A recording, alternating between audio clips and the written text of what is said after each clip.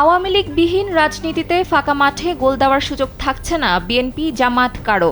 গণঅভ্যুত্থানের নেতৃত্বে থাকা শিক্ষার্থীরা নতুন দল গঠন করায় সমীকরণ জটিল হয়ে যাচ্ছে।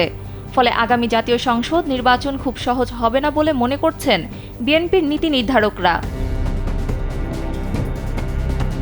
নির্বাচনে বিএনপিকে শক্ত প্রতিদ্বন্দ্বিতার মুখে পড়তে হবে এমনটা ধরেই আগামী দিনের রাজনৈতিক কর্মপরিকল্পনা ঠিক করছে বিএনপি। বৃহস্পতিবার জাতীয় সংসদ ভবনের এলডি হল সংলগ্ন মাঠে একটি সভা অনুষ্ঠিত হয়। সংশ্লিষ্ট কয়েকটি সূত্র বলছে, বিএনপির ওই বর্ধিত সভায় মূলত এ ধরনের সম্ভাব্য পরিস্থিতিরই পূর্বাভাস দিয়ে তৃণমূল নেতাদের সজাগ থাকতে বলা হয়েছে। ভিশনের ফুলঝুরি মেগা অফারে ফ্রিজ কিনলেই পাচ্ছেন 16 পিসের আকর্ষণীয় গিফট বক্স একদম ফ্রি। এই পরিস্থিতি কিভাবে মোকাবিলা করা যায় তার প্রস্তুতি হিসেবে তৃণমূলের নেতাদের দেওয়া হয়েছে বেশ কিছু নির্দেশনা।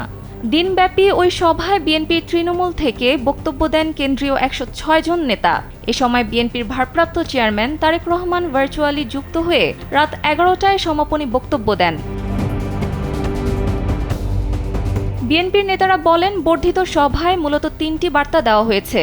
প্রথমত, দলীয় ঐক্য ধরে রাখা; দ্বিতীয়ত, নেতাকর্মীদের দখল, চাঁদাবাজি সহ সামাজিক অপরাধ থেকে বিরত থাকা; আর তৃতীয়ত, নির্বাচনে সম্ভাব্য প্রতিপক্ষের বিষয়ে সতর্কতা।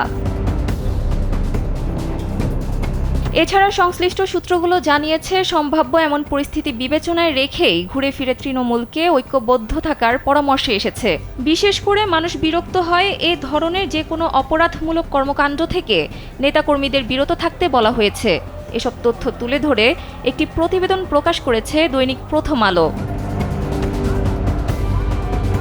সানজিদা ইসলাম, কালবেলা।